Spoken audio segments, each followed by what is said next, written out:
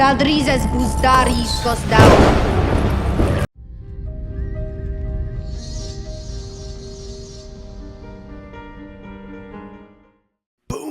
Sir Hunts has entered the room looking like the creature from the Black Lagoon. Please follow me on social media. Twitter is Sir_Hunts. Instagram, Sir_Hunts_reviews. And here on YouTube, that's Sir Hunts Reviews. I think I may actually switch up my channel name eventually. It's kind of, doesn't really specify what I do aside from the effeminate spelling of Sir, because that's how George spells it in his books. But alright, so what I'm going to be doing here for this here episode of Leaks and Lore, we're going to be doing The Winds of Winter. Super exciting because I haven't actually done this for my channel. I've mentioned it in the live streams, but I haven't actually done a breakdown / reading. So what we're going to be doing is I'm going to start with Victarion because he's literally one of my favorite characters, alright? So this is an excerpt from The Winds of Winter, potentially. It could look, the actual Victarion chapter could look completely different. But I will say, once again, please go follow me on social media. It's Sir_Hunts on Twitter, Sir_Hunts_reviews on Instagram, and here on YouTube, Sir Hunts. So yeah, Victarion is that guy. What's interesting is that he's Daenerys' salvation, right? So in short, the last time we really hear of him, or his last POV in the Dance of Dragons, is he's like outside the Bay of Slaves, Slavers Bay, Bay of Dragons, right? And he's staying far enough away from the shore to not be seen so that the slavers that he's potentially going to go fuck up don't know exactly what's coming for them. Like, Victarion is such a badass dude. He's actually stealing the slave ships from the slavers and converting them into the Iron Fleet that's eventually going to be used to save Daenerys. Now, here's the thing. A lot of people call Victarion dumb and stupid, and to be fair, he kind of is. But most of George R. R. Martin's POV characters are intelligent. More intelligent than they get credit for, right? So, like, one of the reasons why people will say, hey, Victarion, you're an idiot, is because he thinks he'll just be able to, like, Daenerys is just going to fall into his bed, right? So he's got this horn, right? This horn's called Dragonbinder. It was gifted to him by his brother Euron. Euron supposedly found it in Valyria, in the ruins of old Valyria. So you may think to yourself, well, that's crazy. We've seen Game of Thrones season 7 and 8, and there were no horns that were used to bind a dragon. Right. Game of Thrones season 7 and 8 are not exactly what's going to happen in The Winds of Winter and Dream of Spring. Some of the notes may be close, but ultimately, Daenerys thinks to herself that horns and potions and whips were used to bind dragons to her will. Daenerys is literally setting up this horn of Valyria called Dragonbinder that is going to be used to take one of her dragons. It's actually really interesting because the fact that Dragonbinder is in the possession of someone who's trying to either marry Daenerys, Victarion was sent to go and get Daenerys to bring her back for Euron, right? He was going to use Dragonbinder to bind one of her dragons and sort of just like whisk Daenerys away and take her back to the Iron Islands, and she'll be with Euron, and Euron and her will whelp dragon babes, and she's got dragons, so the Iron Islands will become the most powerful house in the land alongside the Targaryens, and that's kind of their plan. But what Euron doesn't know, and potentially he does because he's warging into the Dusky Woman getting shagged and fucked by his brother, right?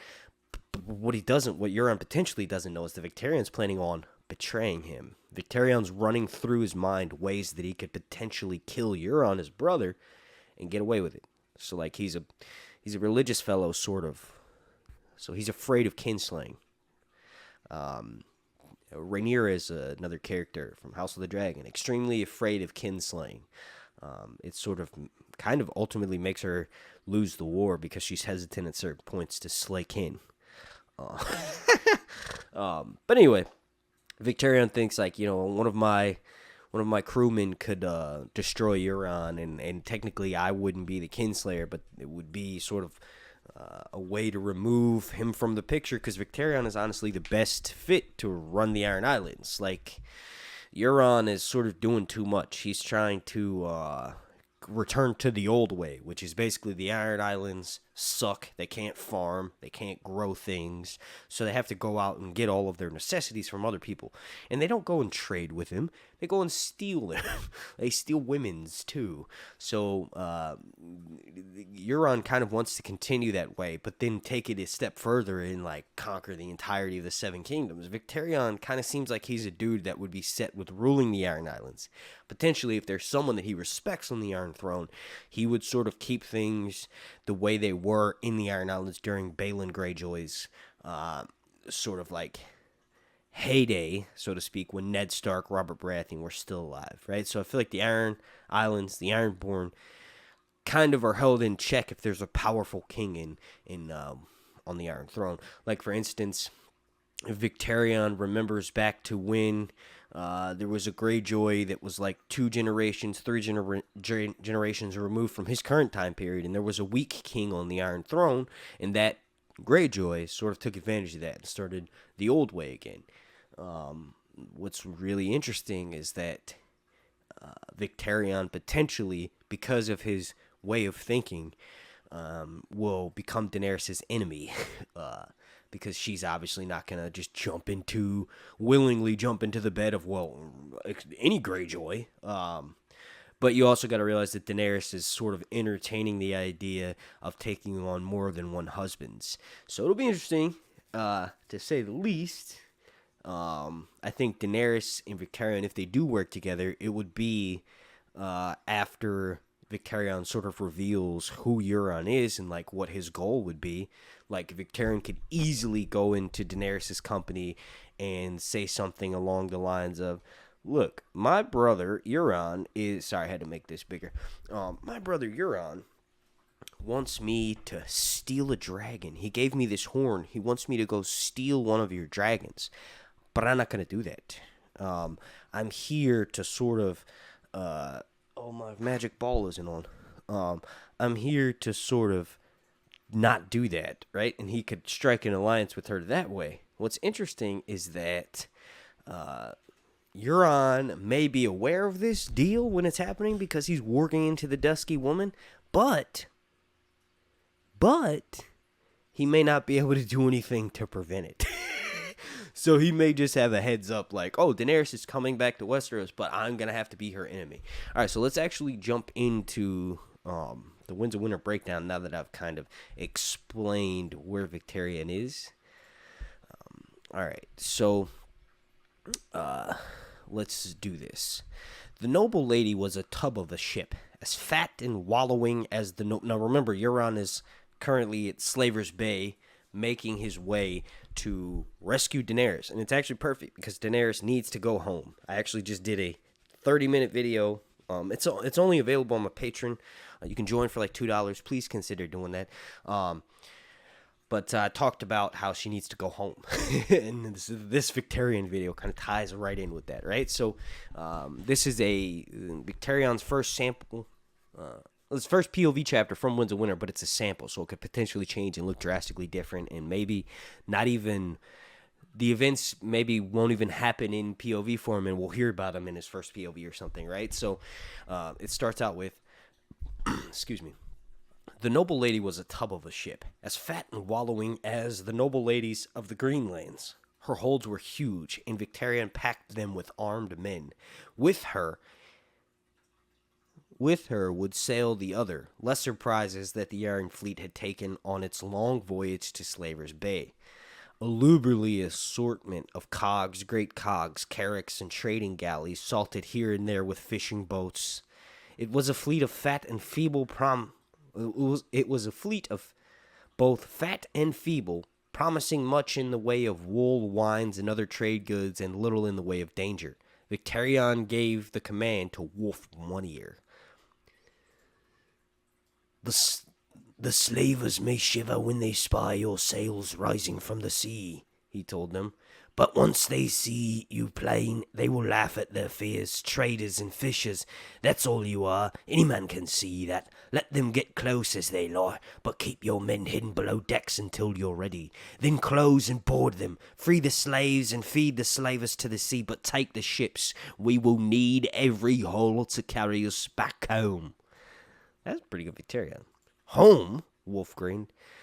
The men'll like the sound of that, Lord Captain.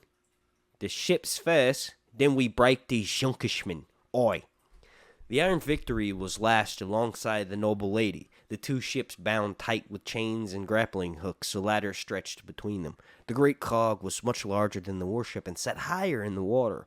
All along the gunwales, the faces of the Ironborn peered down, watching as Victarion clapped Wolf one ear on the shoulder and sent him clambering up the ladder. The sea was smooth and still, the sky bright with stars. Wolf ordered the ladder drawn up, the chains cast off, the warship and the cog parted ways.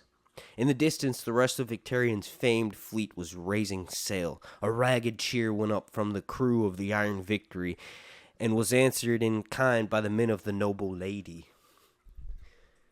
Victarion had given Wolf his best fighters. He envied them. They would be the first to strike a blow, the first to see the look of fear in the foeman's eyes, as he stood at the prow of the Iron Victory, watching One Ear's merchant ships vanish one by one into the west. The faces of the first foes he'd ever slain came back to Victarion Greyjoy.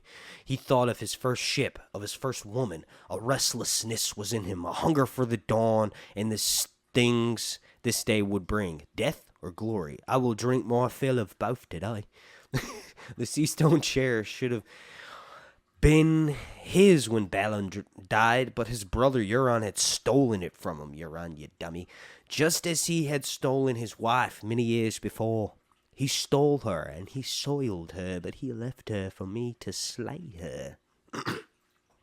All that was done and gone now, though. Victarion would have his due at last. I have the horn, and I will soon have the woman, a woman lovelier than the wife he made me kill. So, let me break that down, right? So, when we go back up to the top, the noble lady was the tub of the ship, right? So, what this is doing is setting us up, kind of how I just explained it, right? So, Victarion is very much, real quick, go follow me on social media, please. But Victarion is very much, sort of just,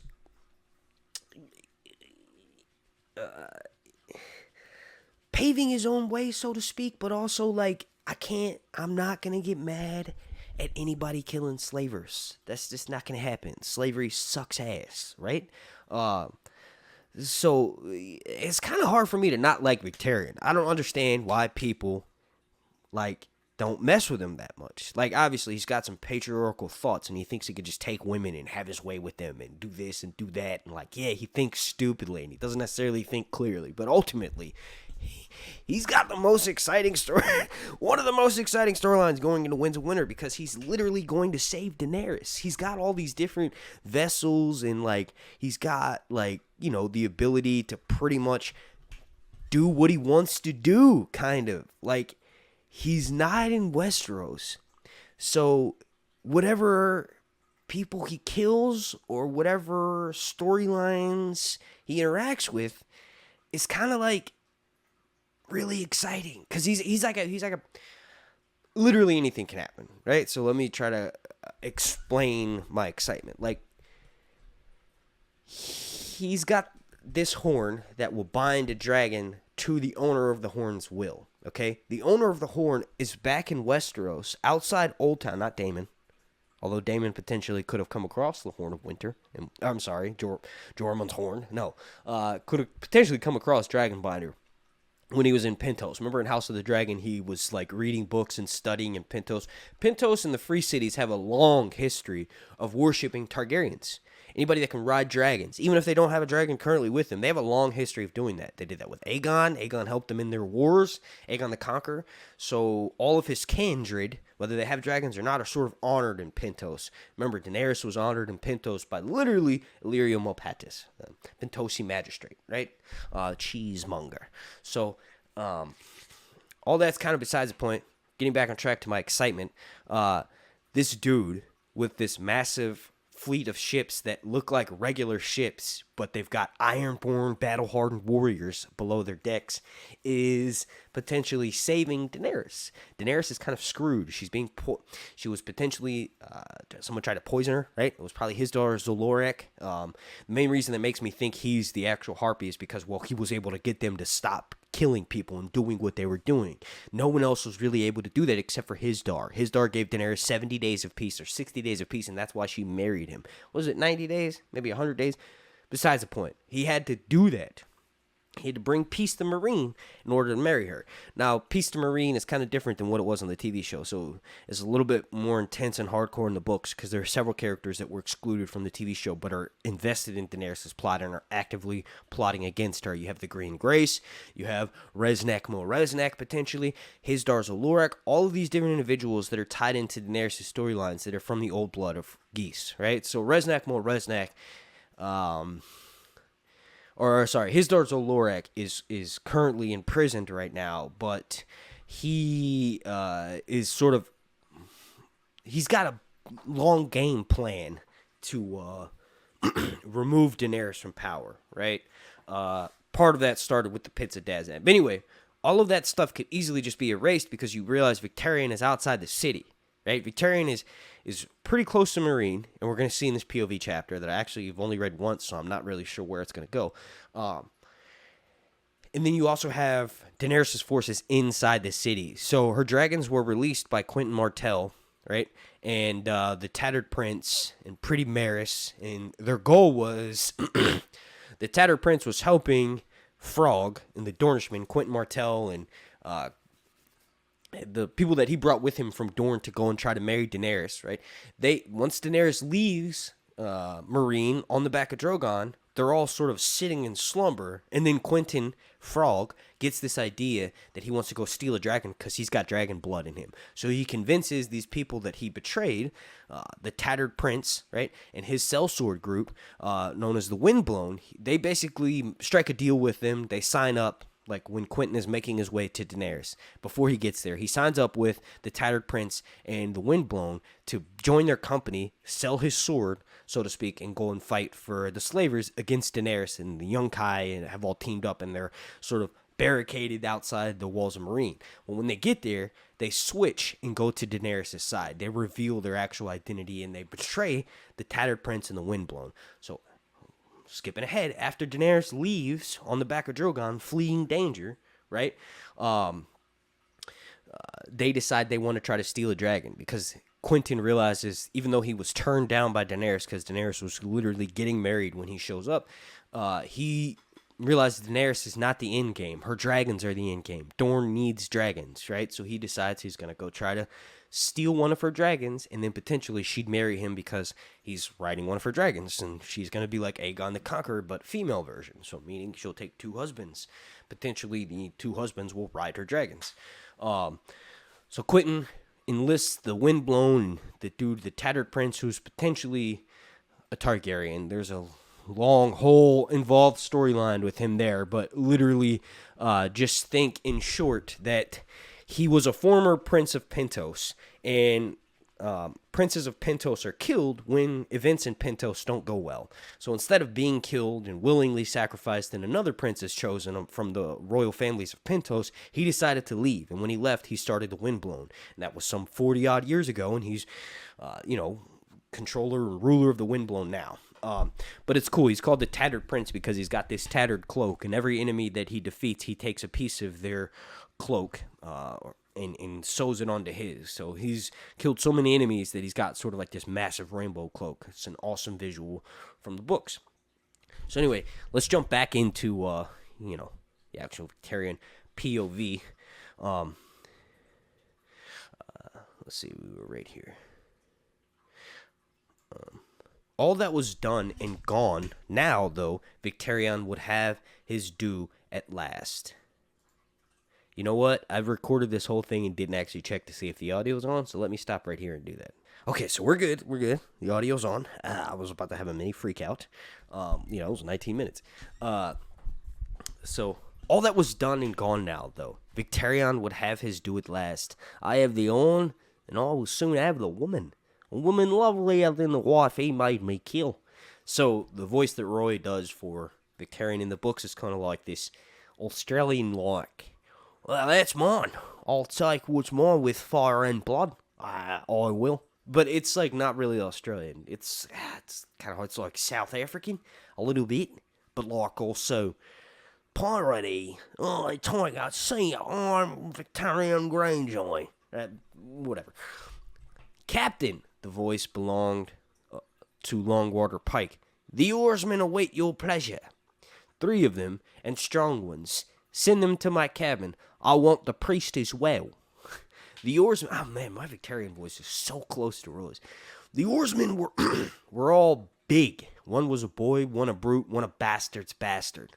The boy had been rowing for less than a year, the brute for 20. They had names, but Victarion did not know them.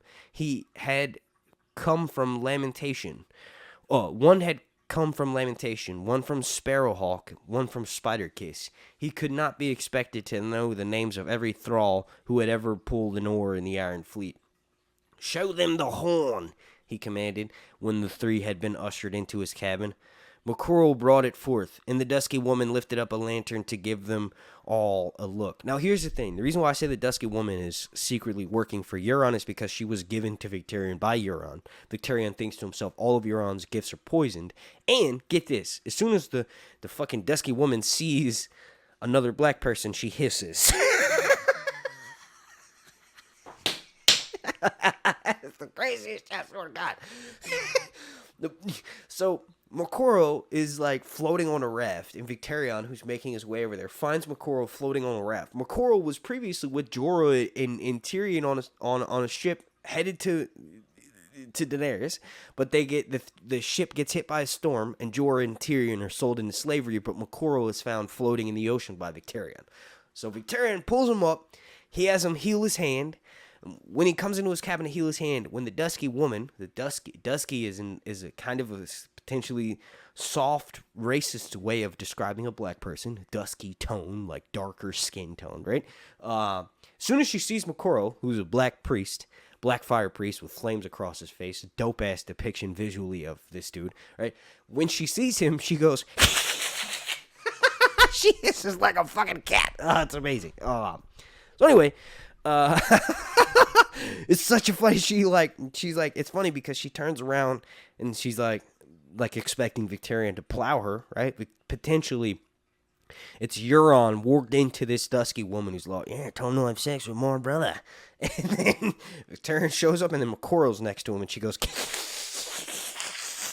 covers herself up, and she.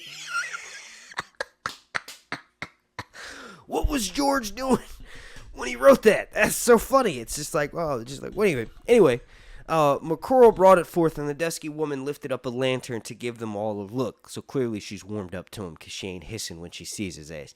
In the shifting lantern light, the hellhorn seemed to writhe and turn in the priest's hand like a serpent fighting to escape. McCorrell was a man of monstrous size, big-bellied, broad-shouldered, towering, but even in his grasp, the horn looked huge. Now, the reason why I said McCorrell may potentially be Marwyn is that description right there. McCorrell is monstrous size, big belly, broad shoulder, towering. That's literally how Marwyn is described. Most maesters are not big-bellied, broad-shouldered, big arms like they've gotten in 1 or 2 fights in the brothels in Old Town, like Marwyn has potentially killed men and getting into fights, right? He's this big, bruisey, badass dude, right? So anyway, my brother found this thing on... Wait, it's Euron talking. It's Victarion talking. My brother found this thing on Valyria, Victarion told the thralls. Think how big the dragon must have been for him to bear 2 of these upon his head. Bigger than Vhagar or Meraxes. Bigger than Valerion the Black Dread. He took the horn from McCorrell and ran his palm along the curves. At the King's Moot on Old Wick, one of Euron's mute's beauties blew on upon this horn. Some of you will remember. It was not a sound that any man who heard it would ever forget. I'm turning into like a Kentucky woman. It's cool though. My mom's family's from Kentucky and West Virginia. Oh, so it was not a sound that any man who heard it will ever forget. They say he died, the boy said. Him who blew the horn. Aye, the horn was smoking after. The mute had blisters on his lips, and the bird inked across his chest was bleeding. He died the next day. When they cut him open, his lungs were black. The horn is cursed, said the bastard's bastard. A dragon's horn from Valeria, said Victarion. Aye, it's cursed. I never said it wasn't. He brushed his hand. Let me stop doing this, annoying. He brushed his hand across one of the red gold bands. Let me do this real quick. Across one of the red gold bands, and the ancient glyph seemed to sing beneath his fingertips. For half a heartbeat, he wanted nothing so much as to sound the horn himself. Euron was a fool to give me this. It's a precious thing and powerful. With this, I'll win the sea stone chair and the Iron Throne. With this, I'll win the world. Claghorn blew the horn thrice and died for it. He was as big as any of you and strong as me, so strong that he could twist a man's head right off his shoulders with only his bare hands, and yet the horn killed him. It will kill us too, then, said the boy. Victarion did not oft forgive a thrall for talking out of turn, but the boy was young, no more than 20, and soon to die besides. He let it pass. The mute sounded the horn 3 times. You 3 will sound it only once. Might be you'll die. Might be you won't. All men die. The Iron Fleet is sailing into battle. Many on this very ship will be dead before the sun goes down. Stabbed or slashed, gutted, drowned, burned alive. Only the gods know which of us will still be here come tomorrow. Sound the horn and live, and I'll make free men of you. 1 or 2 or all 3. I'll give your wives a bit of land, a ship to sail, thralls of your own. Men will know your names. Even you, Lord Captain, asked the bastards. Aye, I'll do it then. And me, said the boy. The brute crossed his arms and nodded. If it made the 3 feel braver to believe they had a choice, let them cling to that. Victarion cared little what they believed. They were only thralls. So the inner thoughts, right? Those inner thoughts that Victarion has are why people say he's not necessarily a good person, right? So he's thinking like, y'all motherfuckers are slaves. Who gives a what a slave thinks, right? A thrall was another word for a slave. Now here's the thing, okay? Slaves in other parts of the world, in A Song of Ice and Fire, aren't necessarily given as much freedom as the thralls on the Iron Islands are. For instance, if a thrall has a child that's born in the Iron Islands, that child is an Iron Islander. Not a thrall. They're the son of a thrall, but they're considered an Iron Islander because they were born free on the Iron Islands. So they could actually work their way up in Ironborn society, even though their parent was a slave.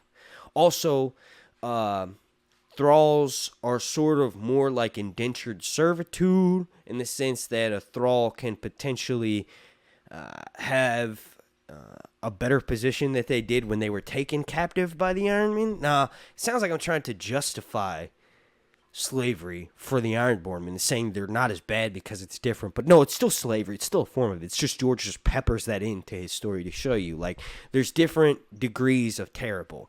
There's terrible, and then there's super terrible. And then there's also somewhere in between.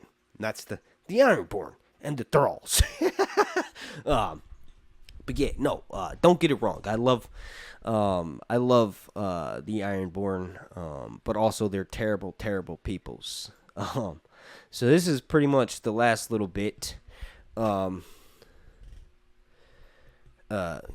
will sail with me on Iron Victory, he told him, but you will not join the battle. Boy, you're the youngest. You'll sound the horn first. When the time comes, you will blow it long and loud. They say you are strong. Blow the horn until you are too weak to stand, until the last breath last bit of your breath has been squeezed from you until your lungs are burning. Let the freedmen hear you in Marine, the slavers in Yunkai, the ghosts in Astapor. Let the monkeys shit themselves at the sound when it rolls across the Isle of Cedars.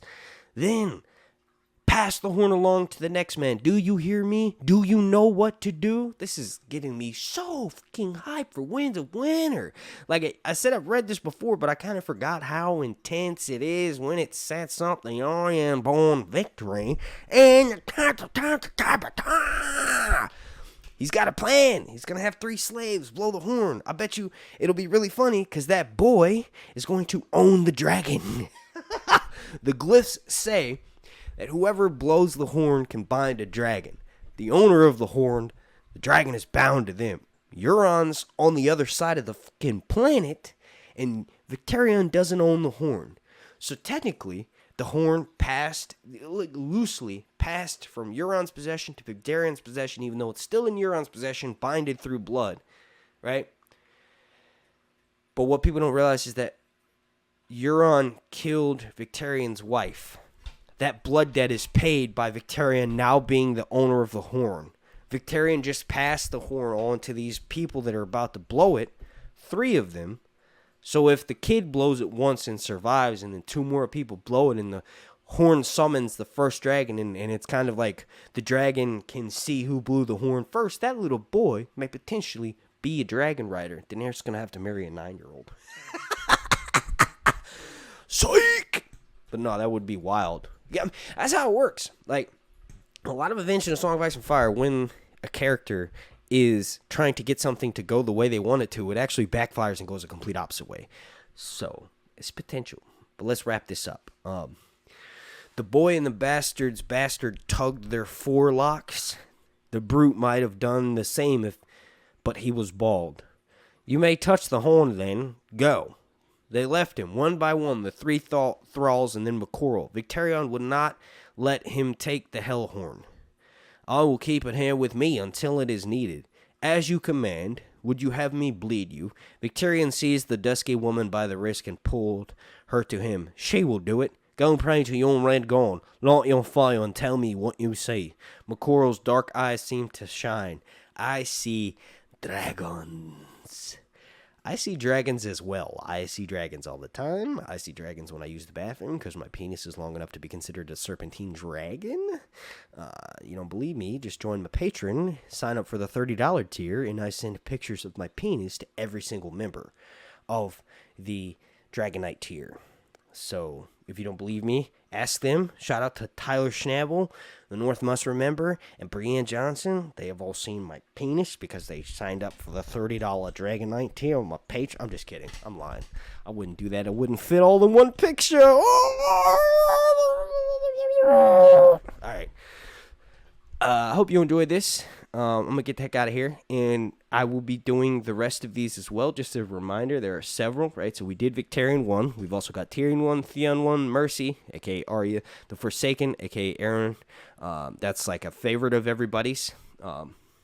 He's on like DMT at the prow mast of a ship after being chained up in water so long his feet become saggy and his skin's falling off.